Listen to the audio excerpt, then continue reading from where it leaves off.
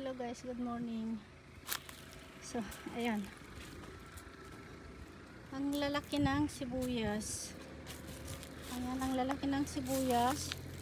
Tapos malalaki din tong mga damo. Ayan, ang damo ng sibuyasan. Kalkalunay.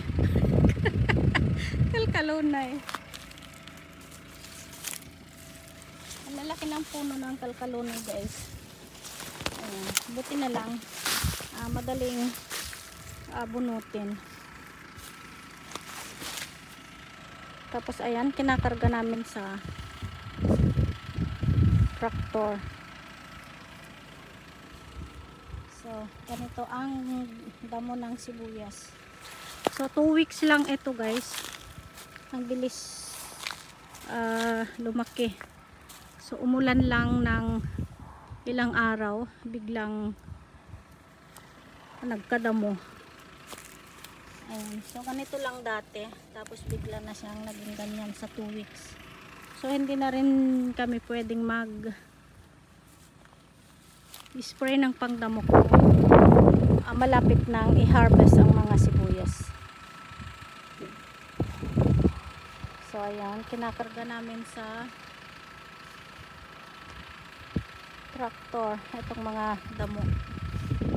So itong bukid lang na to ang madamo guys.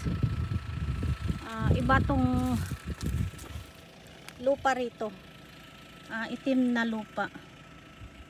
Amurong ata ang tawag dito sa Pilipinas. Madikam mo pero ganito ang lupa. Yung malambot na lupa. Kaya mabilis lumaki ang damo. Ayan, kalkalunay ang damo rito. Saka ito yung nauulam sa ibang bansa. Tapos itong ganito ang damo. Tapos meron pang ibang damo dito. Nasaan na ba? Itong ganito. Ayan. So, pagka malalaki na, hindi na pwedeng isprayhan at hindi na rin gaanong tumatalab ang gamot pagka ganitong malaki na ang mga damo. Kaya hindi na namin ini-isprayhan. So, ayan. Napakalalaki ang sibuyas. Ayan, tumulong din si Busquatog. Si Busquasit. Tumulong ding magdamo. So, ayan, umuulan. Umaambon.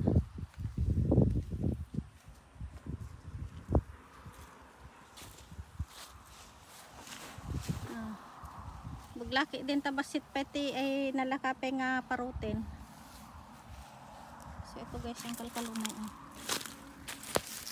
Tas 3 kaunti kalkalunay. Nagdadakil. Buti na lang magdamag na umulan. Kaya madaling parutin. Madaling parutin ang kalkalunay. Ayan, tapon natin dyan. So, eto, may kuryente rin dito guys. Para hindi pasukin ng usa. Ayan. So, ayan, nagdadamo kami ngayon. Ang lalaki ng damo.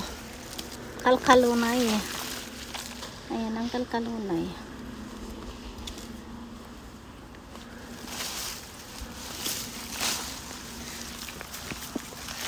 So, ayan guys, nagdadakkel. Tapon natin dyan. Nagimas ko mga sidaan. Pero, nagdasabong nan. Ayan.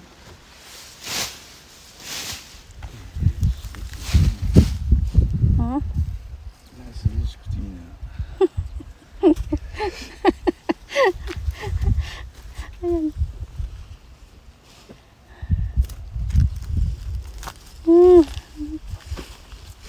Buti na lang makulimlim po ngayon, tapos umaambon ng maliliit kaya hindi gaanong mainit. So ito guys, ang kalkalon eh. Ayan. Nangisi tayo daga dito kaya malambot, mabilis lang hilain tong mga damo.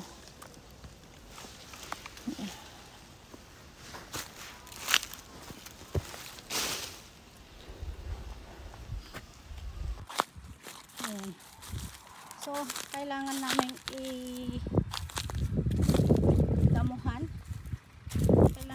damuhan para hindi mahirapang mag-root cutting. So pagka nag-root cutting guys, hindi makakat ang root ng sibuyas sa sobrang laki ng mga ano. So kailangan damuhan.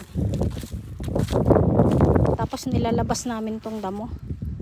Ayan, tinatapon doon sa gilid. Tapos ayan, sa kabila malalaki ang sibuyas, tapos malalaki din ang damo. So ito yung work namin.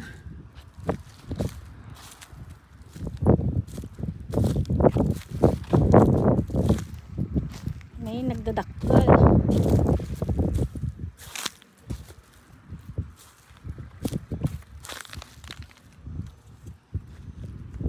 Nagdadakkel mat.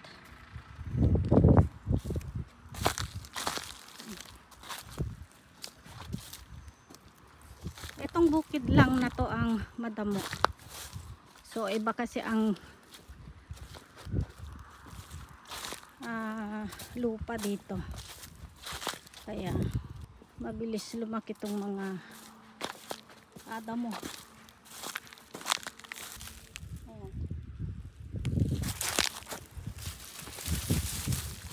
So itong damo na to, napakabilis dumami.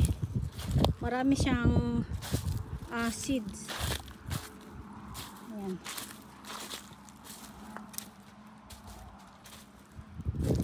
Saka itong dandelion. So itong dandelion naman, ayan yung mga bulaklak ng dandelion na tumubo ngayong taon.